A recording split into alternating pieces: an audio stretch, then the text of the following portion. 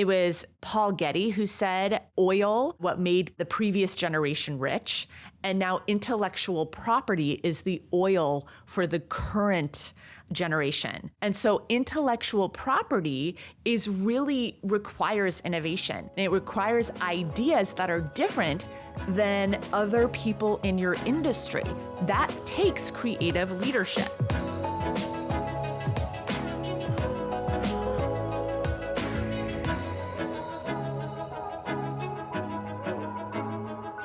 Why, hello, my friend. Welcome back to another episode of the podcast. I am thrilled you are joining me today on an episode that is in a slightly different direction than we normally take here. Many of you who've been long listeners of the podcast know that when I first got into the aesthetics industry specifically, I came from a corporate sales and marketing background.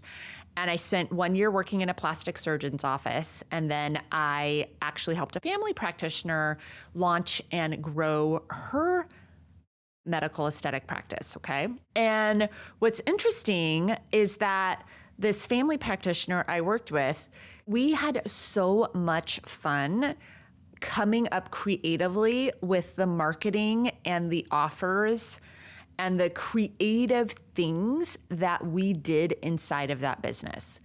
And when she was an undergrad, she was actually a theater major undergrad, which I think is probably an unusual major. It's not really a typical pre-med track major. And I think because she had kind of left and right brain skills, she had that creative side to her. And so I think the whole theater major part of her, right, the acting, the creative side of her, and then the creative engine of me was really a match made in heaven for us really doing things differently.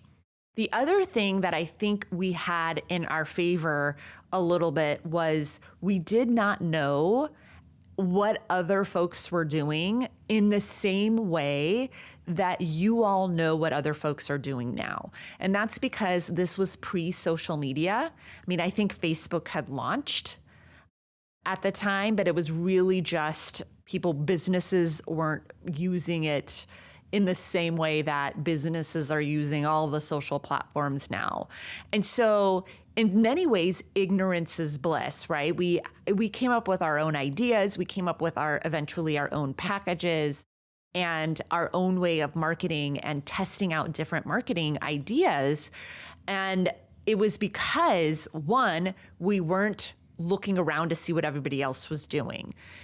We just couldn't because it wasn't on display. Like, you all have access to what all of your peers and your local competitors are doing pretty easily in many cases, because it's just in this age of social media and the digital real estate that everybody has, it's easier to see how folks have set their businesses up. So I think that the secret weapon to many of the best, certainly the best business owners, but even the best aesthetic, wellness, med spa owners, is this idea when leader is the CEO of being the chief creative officer. And why oftentimes the number one thing that is required for you to really build, we talked about on a recent episode about building an unstoppable brand. Part of that is that you have to lead the innovation, and why innovation is really your job in many cases.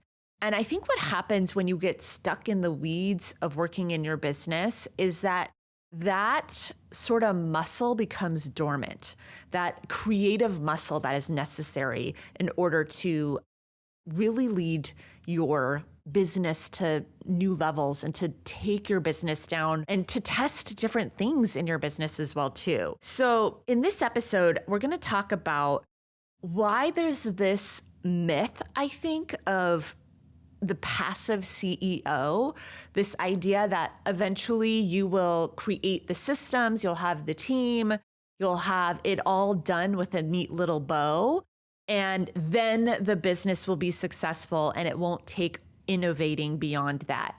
And what is actually true is that you will always have to actively, creatively lead the business. And so in this episode, I actually want to really dive into why creative thinking is strategic thinking, and then actually dive into different areas of how to actually use creative thinking to expand what you're doing from offers, sales, and marketing to actually take your business to the next level.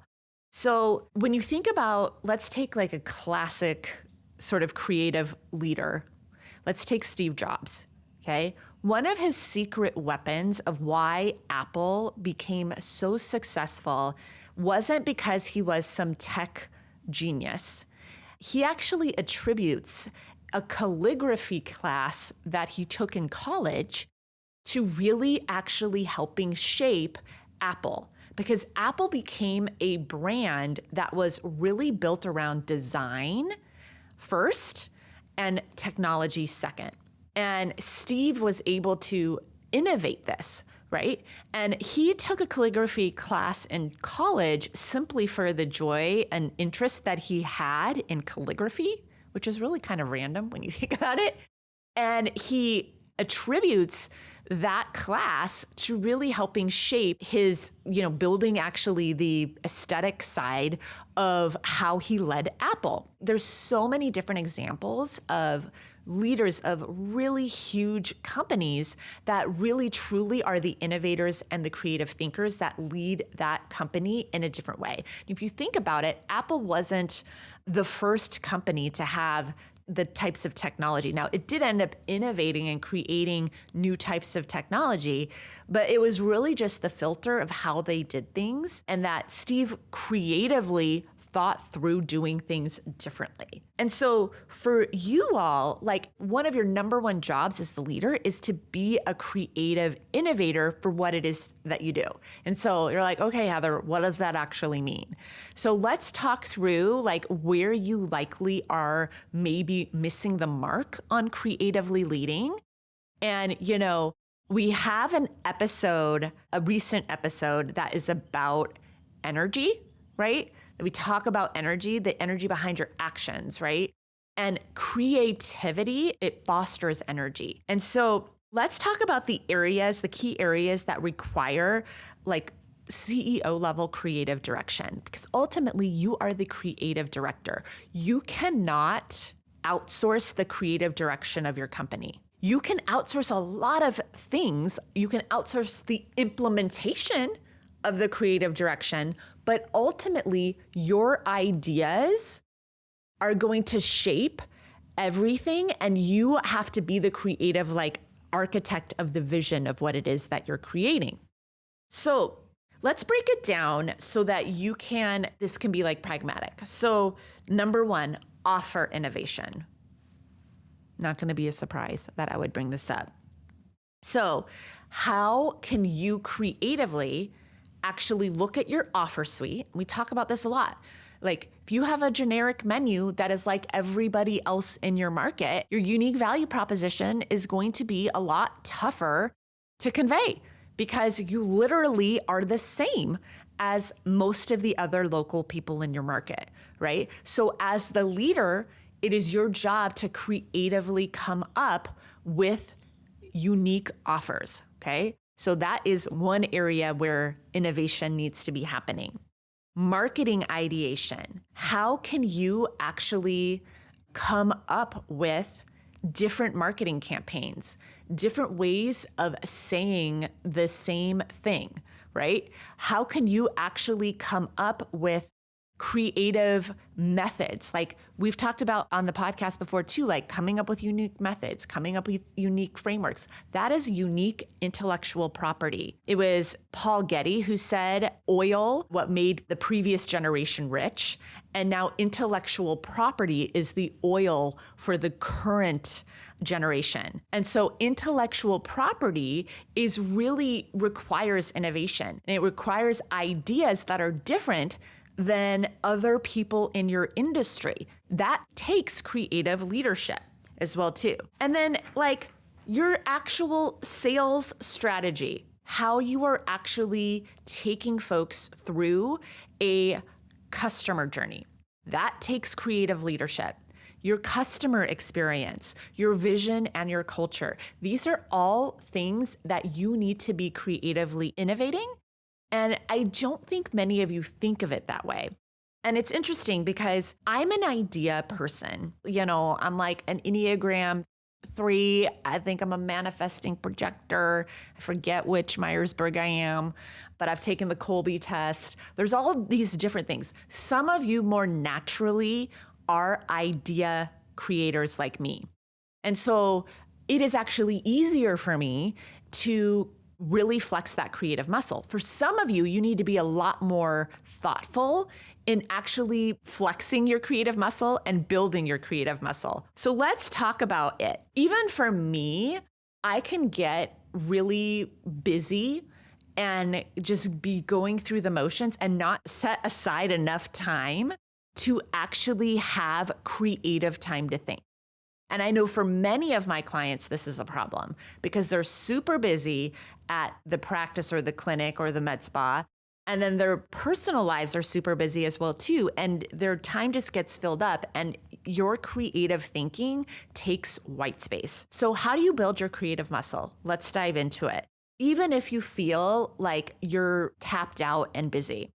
So the first thing is that you have to create white space. You have to create some time to actually think. This is a common thing with really effective, whether it's Steve Jobs or, we've talked about Sarah Blakely, there's so many different sort of leaders that we bring in to talk about, many of them infamously. And I think it's actually Bill Gates who actually has a thinking week where he goes up to a cabin in the woods and is by himself for the week just for thinking time.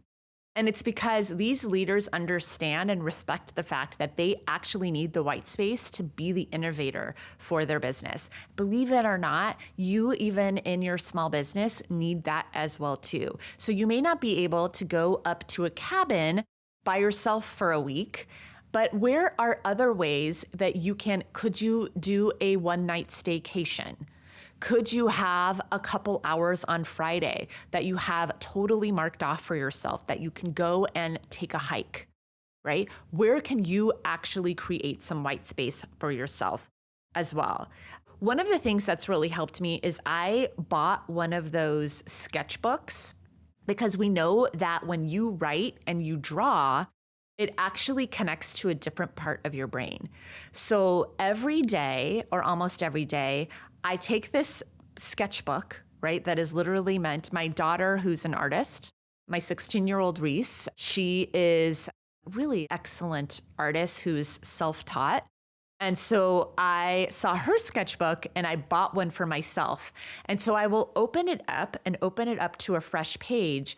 And there's something so magical about having that fresh page in the sketchbook so that I can draw shapes, I can doodle, I can write out my ideas, okay? Because this kicks a different part of our brain into action. They say when you draw, it draws attention to your brain. It helps you actually focus. And so that's been something that's been super helpful. When I created Ask Heather AI, one of the real big needs that I saw with my clients was that there were limitations to part of the reason folks work with me is I'm really my zone of genius is ideation and creative direction. When it comes to thinking of offers, when it comes to innovating marketing concepts, all of those things, I could be doing it all day, right? And so, folks pay a lot of money to work with me to actually tap into that, which is amazing. And I love it. But there's limitations to how many people, because I'm just one human, that can actually tap into that. And so I created Ask Heather AI to be a creative sidekick for many of you. And it has 3 different custom developed GBTs that we created within it. One is for offers, right? One is a signature menu and package designer. And it's a custom built GBT that helps you creatively innovate your menu items, your names, your marketing copy for those menu items.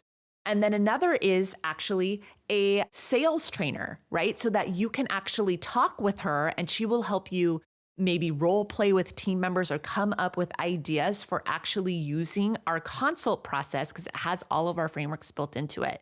And then the third one, it's for the authority method content that helps you create magnetic marketing funnels, right? And it helps you create your emails and your social content. But really, the reason why I created that is because I've seen after years and years of working in this industry with like literally hundreds and now I think thousands of clients, it's that the creative muscle for many of you, there's only so much creative capital we all have. And even for me, who is naturally, my zone of genius is creativity and innovation and ideation, right? AI helps me, and Heather AI helps me kick it out even further, right? So I can 10x and amplify my own creative genius. And so I think AI, like that's where we can actually tap in. And I know folks are like, there's certain people who are like, oh, we're outsourcing things to AI. I'm sure that's happening to a certain degree, but that's not even how I use AI. AI is helping expand me, right? It's helping expand my genius. So where could you be using AI to help you creatively innovate? And I'll link it up in the show notes. If you're interested in Ask Heather AI, I will link it up so that you can learn more about it specifically to see if it's a fit for you. So where can you practice daily expression? One of my favorite books is The War of Art by Steven Pressfield. And he talks about this idea of the resistance, and it's really meant for creative entrepreneurs specifically, so professional writers and those types of folks. But it's a famous book because it gets quoted by many, many different leaders because the application of what he talks about in that book applies to all of us. And so he really talks about this idea, and actually Stephen King talks about this in his book on writing, which is actually the title of that book is On Writing. And this idea that it's like a daily practice for them to actually do the work. And so for you, if you want to become that creative innovator, where can you put some daily practice in for yourselves? For me, like I said, it's the sketchbook. I go to the sketchbook and then every morning I try to journal for 5 minutes. Just 5 minutes. Now, sometimes I journal for a lot longer than 5 minutes, but I tell myself because I'd rather be consistent with it, it's just 5 minutes. I just have to journal for 5 minutes and get my ideas down. The other thing I do now is that I will use Ask Heather AI and I will actually walk with her.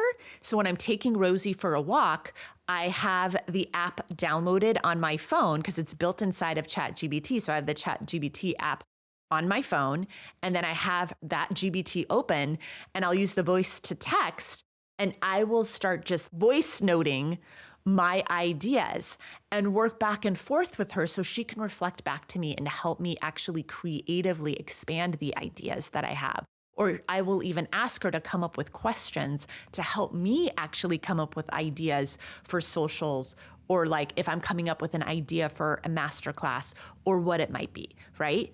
And so using AI as a creative partner, not as an outsourcer of everything, because the reason why there's this kind of backlash against, oh, it's like so ChatGPT sounding, is because folks are trying to outsource completely their intellectual property to it, meaning that it's not intellectual property because they're just trying to like get AI to do everything for them.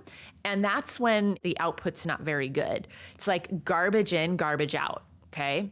So that's why having a method for using it and then using like specific AIs like ours that actually has frameworks built in that will help you actually create something that is really going to be effective is beautiful. But the whole point here with what we're talking about is when it's white space, daily expression, it is like getting back into working out. Like right now, when you haven't worked out, let's say in a year, getting to work out feels heavier and harder at first. And it's the same thing with our creative muscle as well too. And Stephen King talks about it in On Writing. And he's actually, I don't know how many decades in he is to this, but he is many decades in where he does not even take the weekends off. He writes every single day. So I do not do my daily expressions every single day, meaning I don't always do them on the weekends, although I sometimes do them just because I think they're fun. But during the work week, I do that in the morning to just get my creative juices flowing. The other thing that this does is that it helps you actually zone in on your unique genius and your own expertise and double down on your own ideas. And many of you, and especially in our current culture of where we have so many different inputs, being like consumed by our brain, it's so easy to actually be so completely disconnected from our own creative genius. We have to fight and be intentional to create an environment and to actually build our own creative muscle. Because if we don't, we will just be a regurgitator of all of the other information in our information saturated world that we will just absorb. So as you go out, I really want you to think about this. Like, how can you build your creative muscle to be the creative leader that you need to? Because it's totally possible for you. Now, I gave you some ideas on how to actually create your own environment, to actually put in some daily practices. These are some of the things that are working for me right now as well too. But I want you to start thinking about, okay, would it be a sketchbook? Where can you put aside time to have real white space? And I know some of you are super busy parents and you have really busy businesses that keep you very busy as well too. And so the world will fill your plate if you do not set aside the time to do this for yourself. And I'm telling you, it will invigorate you and put an element of fun in, but it will also help you create something that is completely unlike everybody else. And it'll help you actually be the true creative leader that your business actually needs. That's what I have for you this week, my friend. I cannot wait to hear what you do to help build your own creative muscle.